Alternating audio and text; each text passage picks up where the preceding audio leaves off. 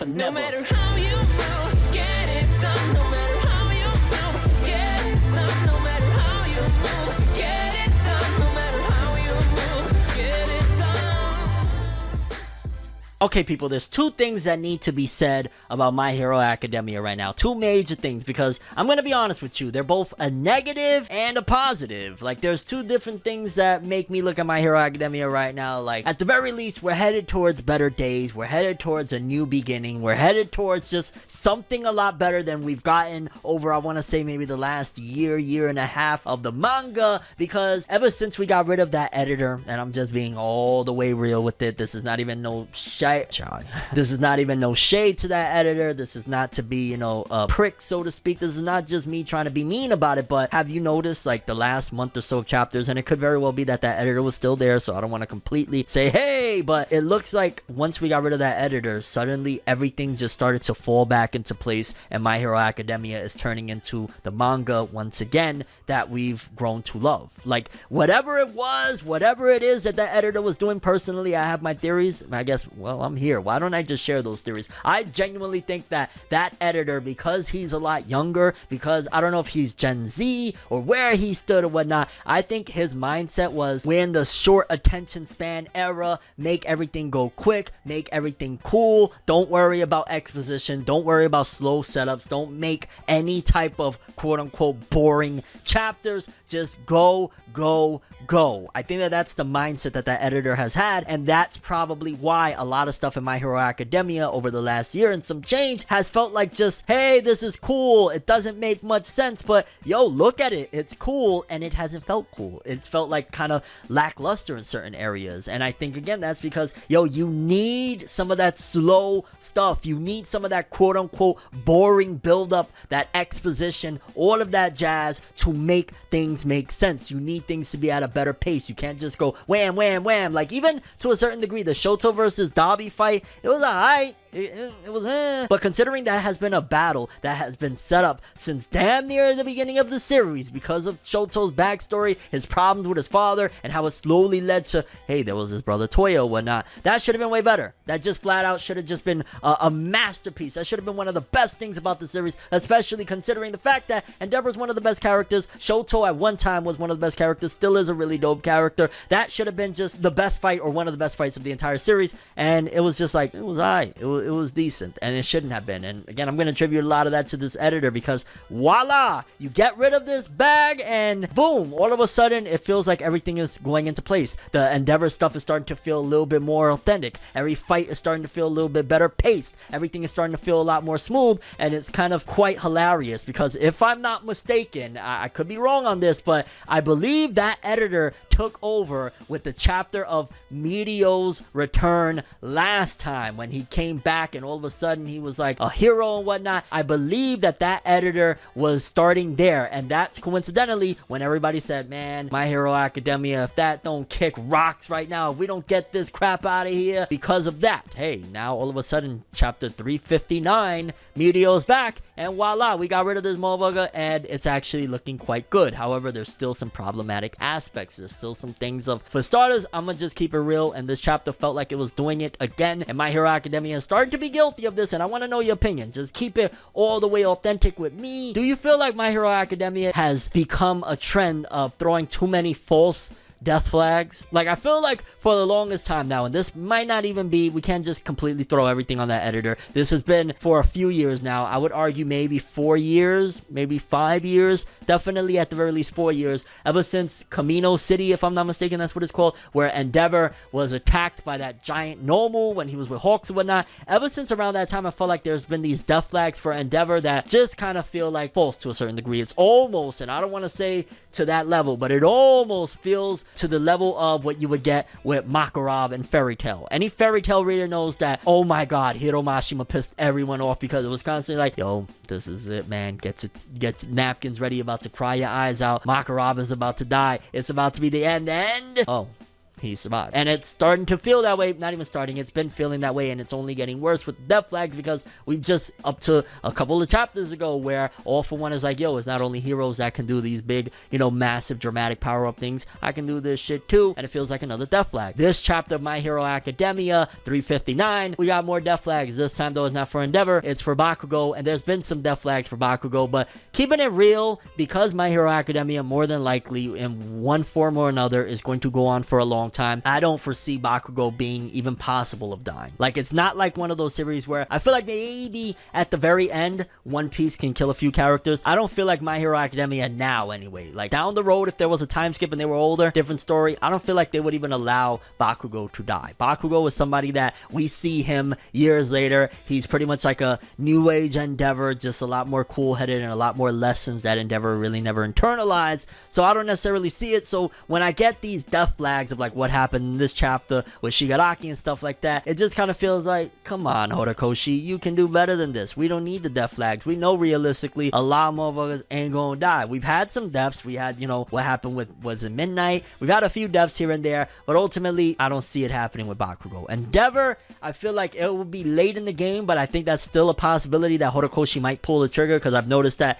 he doesn't have the biggest problem with killing off the older heroes, the previous heroes, or the current heroes right now. It's the students that it looks like it's, no, can't do that. Like, he'll go and, yo, shout outs to Crust, dog, wherever you at right now, whatever sewer system your ashes got fucking flung down, shout outs to Crust. He will do something like that, and by no means is Endeavor on the same level of Crust, let's be clear, but I don't see him doing it with the kiddos, because chapter 359 of My Hero Academia, one of the biggest things is, well, for starters, we start off with something that I was like, I guess it's good setup and build up, you need it. Hey, I don't want to be a hypocrite, but we got, you know, the geek squad, so to speak, is working on stuff in UA. They're talking about, which kind of confused me a little bit, that Shigaraki is like a giant form or something. Like, I didn't understand if they were speaking metaphorically or what was that about, but that was something that it started off, okay, here we go, even a little bit of a motivational speech of like, yo, this is the beginning of how we were able to be victorious, and I was like, looked like Horikoshi just had a lot of fun drawing that, but well, we'll see how much, you know, I guess it has an impact on things. I mean, granted, it's that UA is fortified and it's to protect, and there was even certain aspects that went into the chapter because of that scene, but still I was like, okay, I know, Fenev, we need stuff, I know, okay, relax. But then we start going ham because we get a big panel of Bakugo charging against Shiga All For One. It feels so wrong to call him Shigaraki or Tomura at this point, because it's damn near All For One. There's like 1% of Shigaraki, what is it, 1 or 2% of Shigaraki's brain still even active in there. It's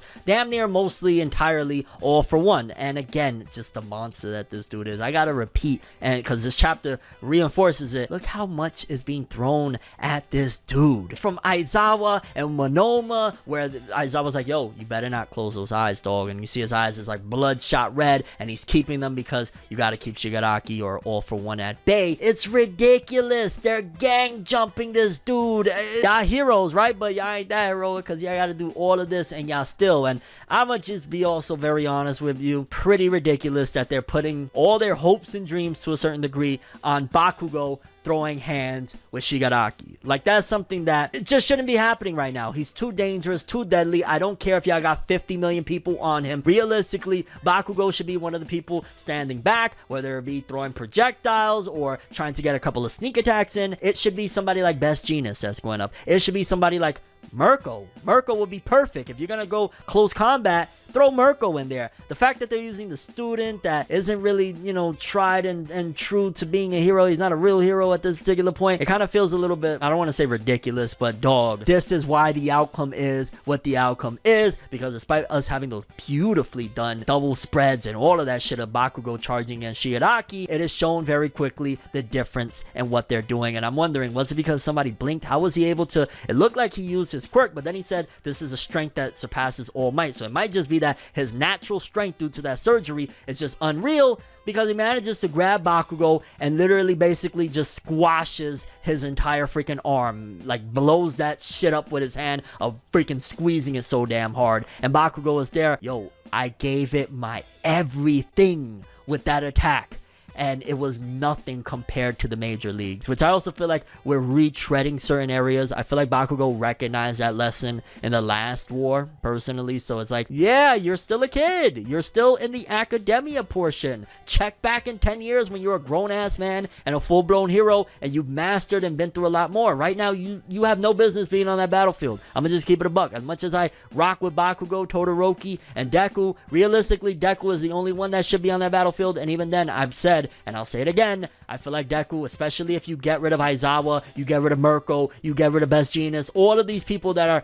being thrown Monoma at him, Deku still is going to take the L. I don't think it'll be the easiest L because we have all of the predecessors of One for All within Deku. He's able to use a lot of different quirks, but I still feel like Deku will get bodied. So let alone throwing Bakugo, like, honestly, I'm not a fan of it. I'm not saying that it's bad. I'm not saying that this is levels of what we've been, because just being real, My Hero Academia feels like it's just been getting better and better the last, I don't know, few weeks of chapters. It just feels like it's improving. My whole thing is just like, why is Bakugo there? Is it just for the sake of plot because he's one of the main characters, one of the, you know, students or whatever? If that's the case, I could do without it. Like, it just shows he's there distraught of, yes, motherfucker, now you got one arm because you shouldn't have been there to begin with. And we see that all for Shigaraki, Toma 1, whatever the heck you gonna call dude, that he's there like, I don't even got interest in you, dog. Your potential, all that shit mean nothing. Only thing I do have interest, and this is where I feel like, oh, come on, dog, these are fake death flags, is your relation of being closer to Izuku Midoriya than anybody else. And basically that's signifying, in my opinion, of, if I kill this dude, what will it do to Deku? And come on, dog, you're gonna hurt him. He lost an arm right there. That's probably the most damage that's going to happen. And then of course the healing woman is going to be able to heal that shit up later. So let's not get too crazy with it to think that that's going to happen to Bakugo. If I'm wrong, by all means, I will be like, I will praise Horikoshi for having the balls to do that, but it's not going to happen. I'm 100% saying nothing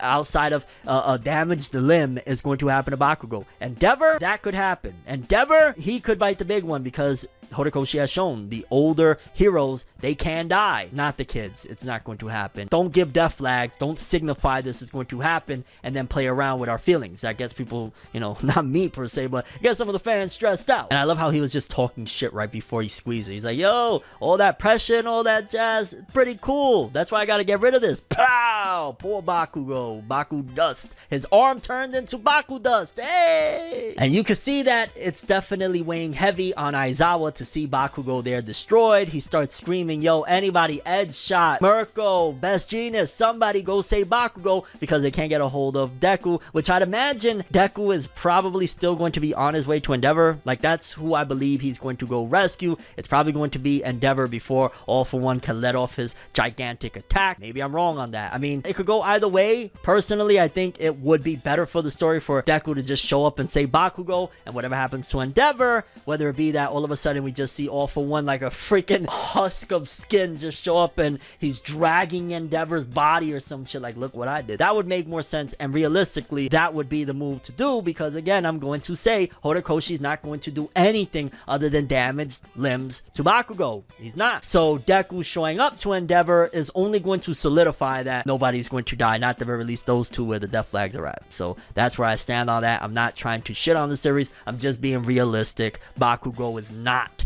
dying. And then the end of the chapter brought it full circle, basically with seeing the former big three, Hato, Mirio, and them. I always forget the third dude's name, dude that could turn into an octopus. And we see that they're ready to go. Horikoshi absolutely needs to throw some type of logical explanation as to where the hell Mirio been this entire time. Was it that he's having troubles because of getting his powers back? Like, where has he been? What has he been up to? That needs to be explained moving forward, because as it stands right now, it's like, oh hey, it's Mirio. Could have used you, I don't know, 30 chapters ago, 40 chapters ago. Just saying, fam. This chapter was symbolic and signifying the return to prominence of the My Hero Academia manga. Returning to what it should be. Returning to the story that it needs to be. Now that we got rid of that editor, there's still some problematic aspects, like I said. I don't like false death flags. It feels too Makarov-ish, fairy tale-ish for me, but we gotta wait and see. Curious what you guys think. Biggest question. You think Horikoshi is gonna kill off Bakugo? You think that that's what he's signifying with Shigaraki? Shigaraki saying, I only really care about the fact that you're really close to Deku, which again, that means so I could kill you, or possibly even you could throw the argument, I guess, of to use him as a hostage situation, which that would even be worse and would also reaffirm what I've said of the motherfucker shouldn't be on the battlefield like that to begin with, not up close and personal, not being like the ace that they have, dog. It should be Mirko. It should be Best Genius, just one of the pro heroes. It shouldn't be one of the kids that still aren't ready. Bakugo had to come to terms on some Vegeta to Goku shit. I'm not at that level yet. If we get a time skip down the road, he might be, but for now, yeah. And your overall thoughts and expectations for My Hero Academia with 360 and beyond? It was quite a ride, to say so the least. That's all I have for this one. I'm ForneverWorld, and as always, people, have an awesome day. And remember the golden rule: anime and manga for life, boy. Have an awesome day. Peace in, and yeah, here we go, baby. It looks like we're getting back to the prominence that My Hero Academia has once had. We still got a little cobwebs to clear from everything that has been set beforehand, but I'm loving the direction. It may have sounded a little bit complaining in this one, but I want to put my final statement in saying that I'm loving that My Hero Academia is picking up and going back to the story that we all signed up for and that we all loved. Have an awesome one.